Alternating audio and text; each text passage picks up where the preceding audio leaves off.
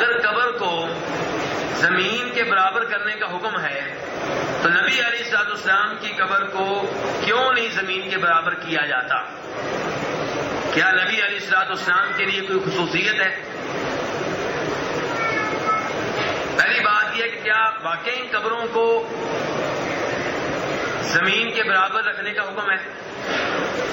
جی ہاں، مسلم شریف کی حدیث ہے. کس کتاب کا حوالہ دے رہا ہوں کہ نبی علیہ الصلوۃ والسلام نے اپنے داماد ہمارے چوتھے خلیفہ جناب علی کو حکم دیا تھا کہ علی جاؤ، جس قبر کو دیکھو کہ اٹھی ہوئی ہے اسے زمین کے ساتھ برابر کر دو، ہموار کر دو. اور دوسری روایت سے اجازت ملتی ہے ایک بالشت قبر کی، کہ ایک بالشت اونچی ہو سکتی ہے تاکہ پتہ چلے قبر ہے تو اس کی توہین نہ کرے. تو بھائی کہتے ہیں پھر نبی علیہ الصلوۃ والسلام کی قبر جو ہے اس کو ہموار کیوں نہیں کیا جاتا؟ میرے بھائی، آپ علیہ الصلوۃ والسلام کی قبر کتنی بلند ہے؟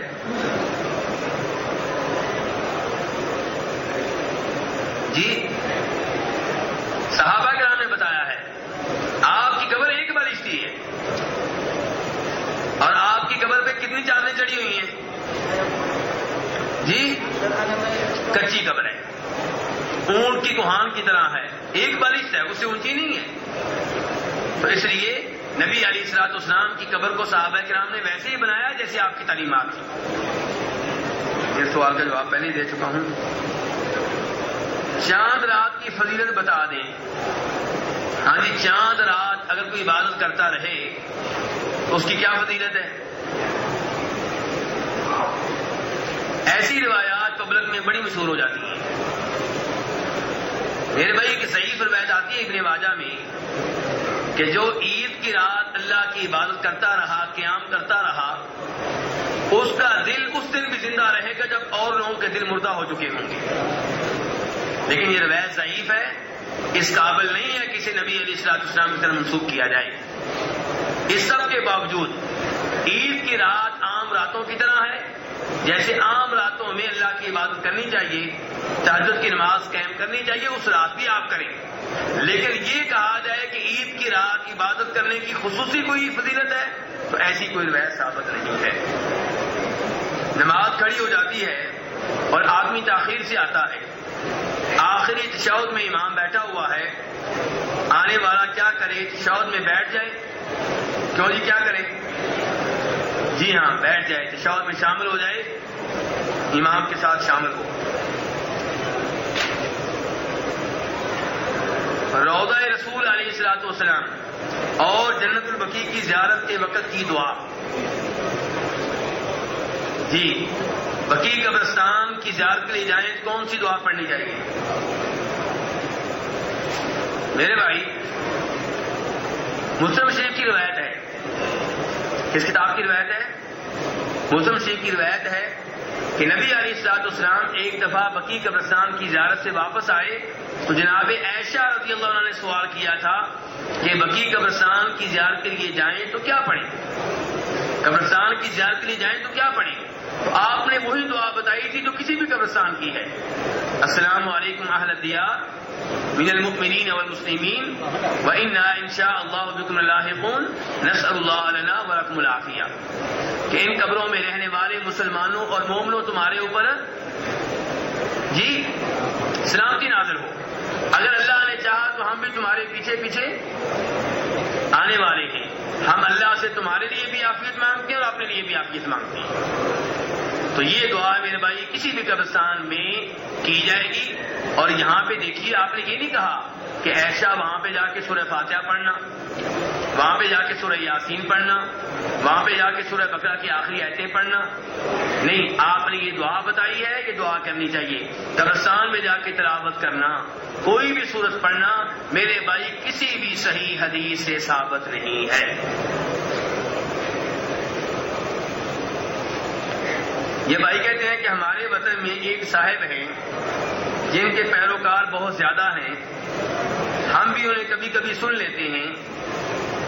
وہ اکثر جذبات میں آ کے کہتے ہیں مجھے گنبد خضرا کی قسم. سوال یہ ہے کہ ہم بھی ایسی قسم اٹھا سکتے ہیں یا یہ اجازت صرف انہیں کو ہے؟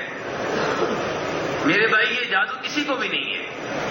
جب بھی قسم اٹھائیں اللہ کی قسم اٹھائیں، مخلوق کی قسم نہیں اٹھانی چاہیے. فرمایا نبی علیہ الصلوۃ والسلام نے، بخاری مسلم ابو داؤد کی روایات میں سے ہے کہ من کان حالفا فلیحلف باللہ او لیصمت، جس نے قسم اٹھانی ہے اللہ کی قسم اٹھائے، ورنہ پھر خاموش رہے، نہ اٹھائے. اس لیے میرے بھائی جب بھی قسم اٹھائیں اللہ کی اٹھائیں. اللہ کی کسی بھی مخلوق کی قسم نہیں اٹھانی چاہیے، نہ کسی نبی کی، نہ کعبہ کی، نہ کسی مسجد کی، نہ والد کی، نہ والدہ کی، نہ رزق کی. جب بھی قسم اٹھائیں اللہ کی اٹھائیں، یا پھر اللہ کے کلام کی قسم، اللہ کی صفات، اللہ کے کلام کی قسم. اللہ کی جو صفات ہیں ان کی قسم اٹھائی جا سکتی ہے، لیکن اللہ کی مخلوق کی قسم اٹھانے کی اجازت نہیں ہے. جب ہر چیز مثلا رزق کتنا ملے گا، موت کب آئے گی، ہر چھوٹا بڑا سب تقدیر میں لکھ دیا گیا ہے، اور کوئی چیز اللہ کے امر کے بغیر نہیں ہوتی، تو ہم پیدا کیوں کیے گئے ہیں؟ جبکہ یہ بھی لکھ دیا گیا کہ کون جنتی ہے کون جہنمی ہے. اصلاح فرمائیں. یہ کئی بھائیوں کے ذہنوں میں یہ سوال آتا ہے، اور یہ سوال عام طور پہ آتا ہے نیکی اور بدی کے معاملے میں. جبکہ بھائی نے بھی لکھا ہے اور آپ سب جانتے ہیں کہ اللہ نے سب کچھ لکھا ہوا ہے. ایسے ہی ہے نا؟ اللہ نے کیا یہ لکھا ہے کہ یہ نماز پڑھے گا نہیں پڑھے گا، یا یہ بھی لکھا ہے کہ اس کو رزق کتنا ملے گا؟ جی کوئی بات کرے میرے بھائی کو ساتھ دے، میرا رزق بھی لکھا ہوا ہے کہ نہیں؟ تو رزق کی تلاش میں ہم مارے پھرتے ہیں. کبھی نہیں سوچا کہ تقدیر میں جو لکھا ہوا مل جائے گا، گھر میں بیٹھو آرام سے. رزق کی تلاش میں امریکہ برطانیہ کے ویزے تلاش کیے جا رہے ہیں. والدین چھوٹے چھوٹے بچوں کو چھوڑ کے ہم سعودیہ آسٹریلیا میں پہنچ جاتے ہیں. ماں باپ بیٹا کوئی بیمار ہو جائے تو علاج کے لیے ہم پیسہ پانی کی طرح بہاتے ہیں. میرا بیٹا بچ جائے، مکان بکتا ہے بک جائے، پلاٹ بکتا ہے بک جائے، جبکہ ہمیں پتا ہے کہ تقدیر میں لکھا ہوا ہے کہ میرے بیٹے کی عمر کتنی ہے، اس سے زیادہ عمر اسے نہیں ملے گی. ایسے ہی میرے بھائی. تو وہاں تقدیر کا بہانہ کیوں نہیں کرتے؟ کیوں نہیں کہتے بھائی کوئی علاج کی ضرورت نہیں، کسی ڈاکٹر کے پاس نہیں جانا، کوئی مکان نہیں بیچنا، کیونکہ اگر اس کی عمر لکھی ہوئی تو مل جائے گی ورنہ نہیں ملے گی. لیکن وہاں ہم پوری جستجو کرتے ہیں، تگ و دو کرتے ہیں، کوئی بہانہ نہیں کرتے. نماز کی باری آتی ہے تو ہمارے بہانے ختم نہیں ہوتے. بہت سے بھائیوں کا پوری زندگی ایک بہانہ رہتا ہے کہ کپڑے خراب ہیں. کیا جی؟ وہ ایسے ہی کپڑے خراب لے کے قبر میں چلے جاتے ہیں، ان کے کپڑے پہ فرشتے ہی پاک کریں گے. اللہ تعالیٰ انہیں ہدایت دے. اللہ انہیں اور ہمیں نیک اعمال کرنے کی توفیق عنایت فرمائے. اور دوسرے جو بھائی ہیں وہ ایسے بہانے کرتے ہیں جی تقدیر میں لکھا ہوگا تو پڑھ لیں گے. بھائی تقدیر میں لکھا ہوگا تو رزق آ جائے گا، کیوں والدین کو چھوڑ کے گھر سے باہر جاتے ہیں؟ بچے کو صبح 5 سال کا بچہ ہے اور اسے سردی میں اسکول بھیجتے ہیں. کیوں جی؟ ارے پڑھو گے لکھو گے تو ڈاکٹر بنو گے، انجینئر بنو گے. کبھی نہیں سوچتے کہ تقدیر میں جو لکھا ہے مل جائے گا، کیوں سردی میں اس کو باہر نکال رہا ہوں گھر سے باہر. اس سے پتا چلا کہ ہم اپنے آپ کو دھوکہ دے رہے ہیں، کسی اور کو دھوکہ نہیں دے رہے. میرے بھائی یاد رکھیں، اللہ نے تقدیر میں وہ لکھا ہے جو ہم نے کرنا تھا. دھیان سے بات سمجھیے گا میری. اللہ نے تقدیر میں وہ لکھا ہے جو ہم نے کرنا تھا. ایسا نہیں ہے کہ اللہ نے لکھ کے کہا ہو تم نے ایسے کرنا ہے. فرق سمجھ رہے میرے بھائی؟ مثال دے دوں، کئی بھائی سمجھ چکے ہیں اور کئی بھائی جو ہے مثال کے بعد سمجھائیں گے انشاءاللہ. ایک کلاس میں ایک ٹیچر ہے، 20 کے قریب لڑکوں کو وہ پڑھا رہا ہے، پورا سال محنت کر رہا ہے، ٹیسٹ لیتا ہے، رزلٹ دیکھتا ہے، اس کو اتنے نمبر اس کو اتنے نمبر، یہ فیل ہو گیا وہ پاس ہو گیا، پورا سال یہ کام جاری ہے. سال کے آخر میں ایک خفیہ رپورٹ تیار کرتا ہے، کہتا ہے کہ کلاس میں فلاں لڑکا جو ہے یہ سالانہ امتحان کے بعد اول آئے گا، اور یہ لڑکا دوسری پوزیشن لے گا، یہ لڑکا تیسری پوزیشن لے گا، اور وہ لڑکا جو آخر میں بیٹھا فیل ہوگا. یہ رپورٹ اس نے تیار کی خفیہ اور جمع کرا دی پرنسپل کے پاس. امتحان ہو گئے, رزلٹ بالکل ایسے آیا جیسے ٹیچر نے لکھا تھا, کیونکہ آخر پورا سال اس نے محنت کی ہے, تجربہ ہے, اس نے اپنی عقل استعمال کی ہے, وہ جانتا ہے کون کتنے پانی میں ہے, کون محنت کرتا رہا ہے, کون نہیں کرتا رہا. اب رزلٹ آؤٹ ہونے کے 1 مہینہ کے بعد فیل ہونے والے لڑکوں کو پتا چلا کہ ہمارے ٹیچر نے خفیہ رپورٹ پہلے تیار کر لی. اب جناب انہوں نے پروگرام بنایا احتجاجی مظاہرہ کرنے کا کہ ہمارے ساتھ زیادتی ہوئی ہے, کیونکہ رپورٹ تو پہلے تیار ہو گئی تھی. کیوں جی, مظاہرہ بنتا ہے کہ نہیں بنتا؟ نہیں بنتا. کیوں؟ پہلے نمبر پہ رپورٹ خفیہ تھی, تمہیں تو بتائی نہیں گئی. اگر تمہیں بتائی گئی ہوتی تم بہانہ کر سکتے تھے کہ ہماری رپورٹ ہمیں پہلے بتا دی گئی تھی کہ ہم فیل ہو جائیں گے, تو ہم تو پہلے حوصلہ ہار بیٹھے تھے. بھائی تمہیں رپورٹ بتائی نہیں گئی, 1 نمبر. دوسرے نمبر پہ ٹیچر نے پورا سال محنت برابر کی, محنت اس نے برابر کی. ایسا نہیں ہے کہ آپ فیل ہونے والوں کو محنت کام کرائی گئی ہو, یا آپ کو کوئی الگ ٹیچر دیا گیا ہو جو کن ذہن ہو. اور میرے بھائی, مسئلہ صرف اتنا تھا کہ ٹیچر کا ایک علم ہے, ایک تجربہ ہے, اس کی روشنی میں اس نے جان لیا تھا کون اول آئے گا, کون دوسرے میں آئے گا. تو میرے بھائی یہ تو ٹیچر ہے جس کی عقل ناقص ہے, کمزور ہے, غلطی بھی ہو سکتی ہے. اور اللہ کا علم کامل اور مکمل ہے. اللہ پہلے سے جانتے تھے کون کیا کرے گا, اللہ نے وہ لکھ لیا ہے. یہ نہیں ہے کہ اللہ نے لکھ کے کہا ہو کہ اب تم نے ایسے ہی کرنا ہے. نہیں, اللہ نے وہ لکھا ہے جو ہم نے کرنا تھا, اور ہمیں بتایا بھی نہیں ہے. ہمارا کام ہے کوشش کرنا, نمازیں پڑھنا, روزے رکھنا, گناہوں سے دور رہنا, اور تقدیر جو ہے اس میں وہی لکھا ہوا ہے جو ہم نے کرنا تھا. اس لیے تقدیر کو بہانہ نہیں بنانا چاہیے. اگر پھر بھی کوئی اصرار کرتا ہے تو پھر تقدیر کا بہانہ صرف بدی نیکی کے معاملے میں کیوں, رزق کے معاملے میں کیوں نہیں, صحت تندرستی کے معاملے میں کیوں نہیں, وہ بھی تو اللہ نے لکھا ہوا ہے.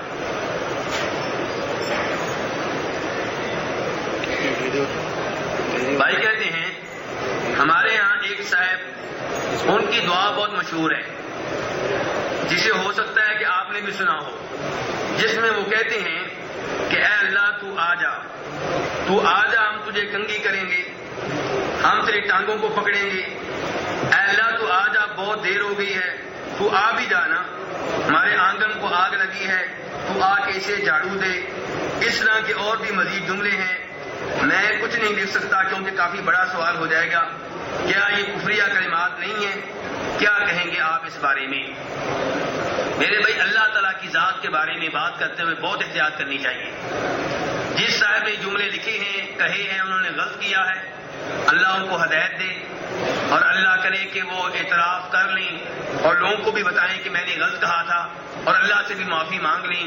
اللہ تعالیٰ کی ذات کے بارے میں کوئی ایسا لفظ استعمال نہیں کرنا چاہیے جس کی کوئی دلیل نہ ہو. یہ جھاڑو لگانا, ٹانگیں پکڑنا, یہ آنگن میں آنا وغیرہ, یہ فضول سی باتیں ہیں, فضول جملے ہیں. جس نے بولے ہیں اس نے غلطی کی ہے, اس کو اللہ سے معافی مانگنی چاہیے.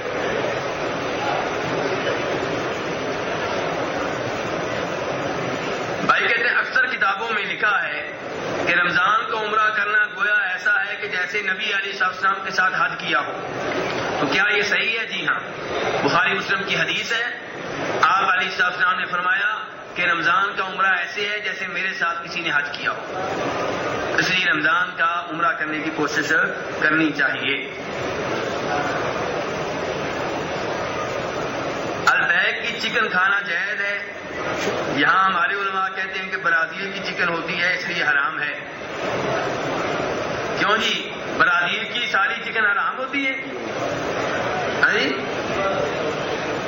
ہاں, یہ ہے بڑا اچھا جواب ہے کا. وہ کہتے ہیں ذبح شریعت کے مطابق ہو, برازیل کی ہو کہ پاکستان کی ہو, حلال ہے. اور ذبح صحیح طریقے کے مطابق نہ ہو, چاہے پاکستان کی ہو چاہے سعودیہ کی ہو, حرام ہے. ایسے ہی ہے نا اصول. اصول تو یہ بنتا ہے.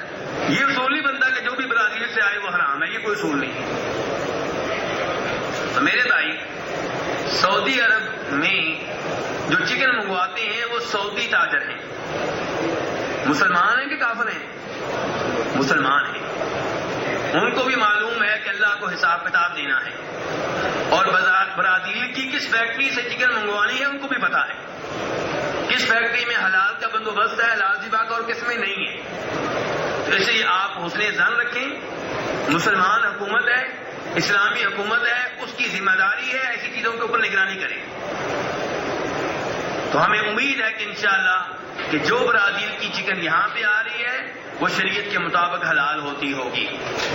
باقی ہر مرغی کو ذبح ہوتے ہوئے دیکھنا نہ آپ کے لیے ممکن ہے نہ میرے لیے، ہو سکتا ہے کہ پاکستان سے چکن آئے تو وہ بھی حرام ہو، ٹھیک ہے، لیکن ہم نے دیکھنا ہوتا ہے کہ مسلمان حکومت ہے، ان کی نگرانی میں چکن منگوائی جا رہی ہے، منگوانے والے مسلمان تاجر ہیں، تو ان کو بھی پتا ہے کہ ہم کس فیکٹری سے منگوائیں کس فیکٹری سے نہ منگوائیں۔ اس لیے انشاءاللہ یہ حلال ہی ہے، اس کے باوجود اگر کوئی استعمال نہیں کرتا تو اس کی مرضی ہے، ہم کسی کو مجبور نہیں کرتے۔ میرے بھائی ٹائم کافی ہو چکا ہے، چند ایک سوال رہ گئے ہیں، انشاءاللہ ان کا جواب اب کل صحیح، کیونکہ ٹائم بہت ہو گیا ہے۔ آپ سے اجازت